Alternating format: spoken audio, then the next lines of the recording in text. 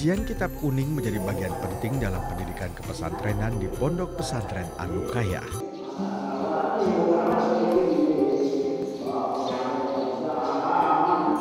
Ba'da sholat subuh, asyar, dan isya, kajian kitab ini wajib diikuti oleh seluruh santri.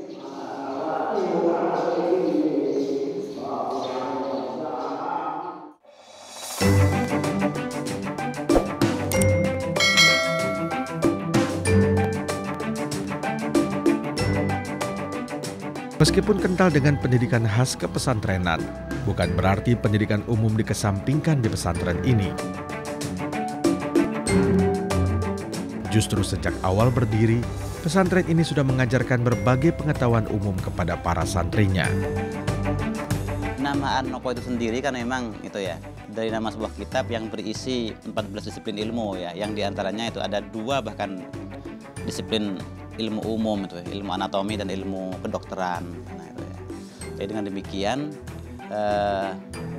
cita-cita dari penerus An-Nuqayyah ini dikembangkan ya ke arah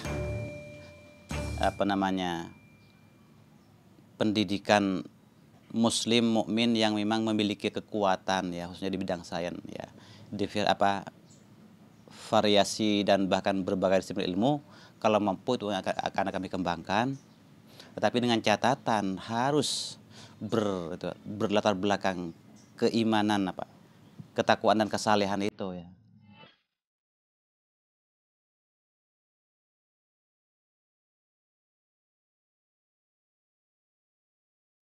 Pondok Pesantren An-Nuqayyah menyelenggarakan berbagai jenjang pendidikan, mulai dari taman kanak-kanak hingga perguruan tinggi.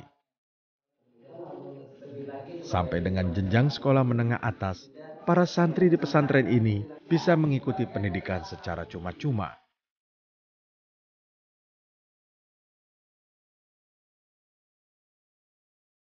Keberadaan Pondok Pesantren An-Nuqayyah telah meringankan beban biaya pendidikan bagi masyarakat. Keluarga Ahmad Miski yang tinggal di sekitar pesantren ini juga merasakan manfaat sekolah gratis. Di An-Nuqayyah mulai sekolah kalau yang pagi, yang MI-nya tidak pernah bayar. Artinya sekolah memang memfasilitasi semua biaya-biaya pendidikan termasuk mungkin dengan buku-bukunya. Dalam bidang pendidikan dan pengembangan sumber daya manusia, Biro Pengembangan Masyarakat menyelenggarakan berbagai pendidikan dan pelatihan bagi masyarakat, terutama untuk para petani. Jadi BPM memfasilitasi misalkan usaha-usaha untuk mengembangkan sumber daya masyarakat kita. Kita membuat pelatihan-pelatihan, kita membuat diklat, seminar dan lain sebagainya di pengembangan masyarakat. Kita juga mengkader masyarakat agar terjadi proses secara mandiri di kelompok masyarakat. Keterampilan meramu jamu untuk hewan ternak merupakan salah satu program pendidikan dan pelatihan yang pernah diselenggarakan oleh Biro Pengembangan Masyarakat. Berkat pelatihan ini, para petani kini sudah bisa mengatasi berbagai penyakit hewan ternak dengan memanfaatkan sumber daya alam sekitarnya. Sejak kami bekerja sama dengan BPM atau dengan pesantren, itu perkumpulan kami itu makin lancar. Jadi BPM itu sudah banyak memberikan wawasan kepada masyarakat di sini. Anggota SM khususnya.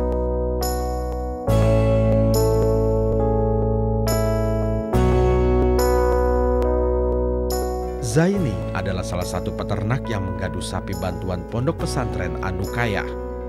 Anggota kelompok swadaya masyarakat As-Sa'adah ini juga pernah mendapatkan pelatihan teknik pembuatan pupuk kompos dari Biro Pengembangan Masyarakat An-Nuqayyah bersama anggota kelompok lainnya. Selain mendapatkan keuntungan dari hasil penjualan ternak, ia juga bisa mencukupi kebutuhan pupuk pertaniannya dari hasil pengolahan kotoran ternak sapi. Karena dengan adanya pupuk kandang ini, kotoran sapi bisa mengurangi kebutuhan pupuk pabrik. Iya, tiap kali tanam apa saja pasti pakai pupuk kandang.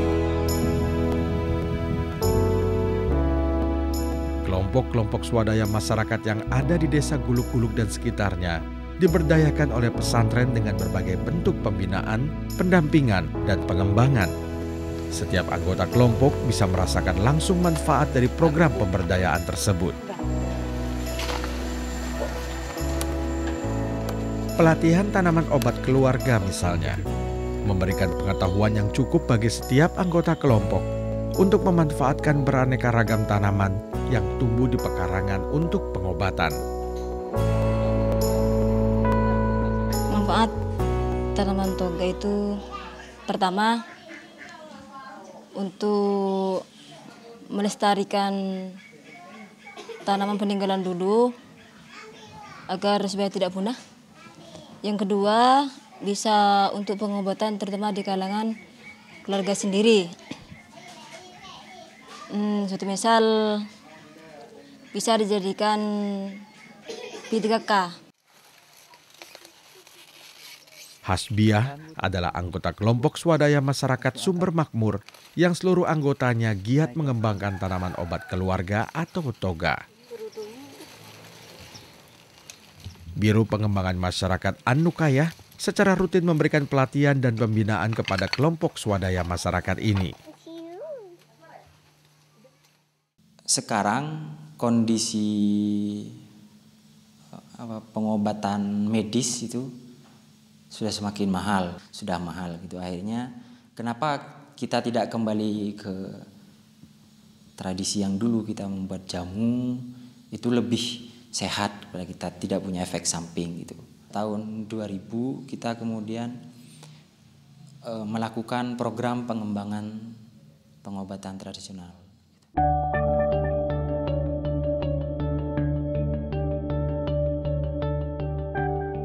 Setiap kelompok swadaya masyarakat memiliki potensi yang berbeda satu sama lainnya.